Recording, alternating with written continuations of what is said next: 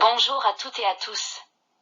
Bienvenue à l'unité d'enseignement, système de culture 2, arboriculture fruitière, viticulture. Aujourd'hui, on va faire une introduction à l'arboriculture fruitière.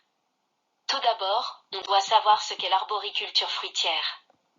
L'arboriculture fruitière, ou fruiticulture, est une branche de l'arboriculture qui se spécialise dans la culture des arbres fruitiers afin de produire des fruits. On désigne par arbre fruitier les arbres capables de produire des fruits pour notre propre consommation.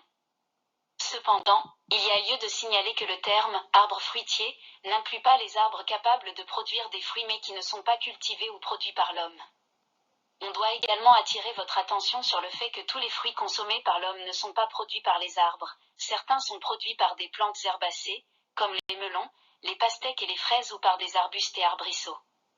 Quand on parle de fruits, on se réfère à tout type de fruit, soit un fruit charnu, soit un fruit sec. Donc, un arbre fruitier est à la fois un poirier qui produit des poires très douces et juteuses ainsi qu'un noyer qui nous donne des noix dures et sèches. En agronomie, les arbres fruitiers sont souvent qualifiés de « systèmes ». Grâce aux artifices de la culture, greffage, amélioration génétique, etc. Les arbres fruitiers sont passés de plantes spontanées à cultivées. Ils ont obtenu les caractéristiques attendues par l'homme, adaptation à l'environnement, bonne qualité des fruits, rendement élevé, etc. Dans la plupart des cas, l'arbre fruitier est constitué d'une combinaison de deux ensembles génétiques différents, il s'agit d'un porte-greffe et d'une variété. La moitié inférieure de l'arbre fruitier, ces génétiques, ont été sélectionnés pour les racines et ceux de la moitié supérieure ont été sélectionnés pour le type de fruit que l'arbre va produire. Le porte-greffe influe sur la végétation, vigueur et ramification et sur la production, rendement et qualité de fruits du greffon, appelé aussi cultivar. Le bourrelet de greffe ou le point de greffe est le point de soudure et de jonction du porte-greffe et du greffon.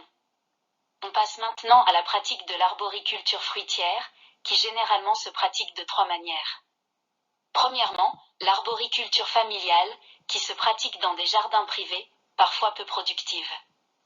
Elle est destinée à satisfaire, plus ou moins complètement les besoins de la famille. Elle constitue aussi une sorte de récréation de plein air et permet de fournir sur le lieu des variétés qui ne supportent pas le transport et ne se conservent pas assez longtemps.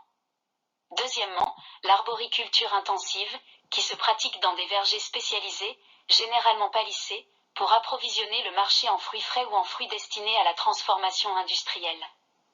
Troisièmement, l'arboriculture extensive ou agrosylviculture.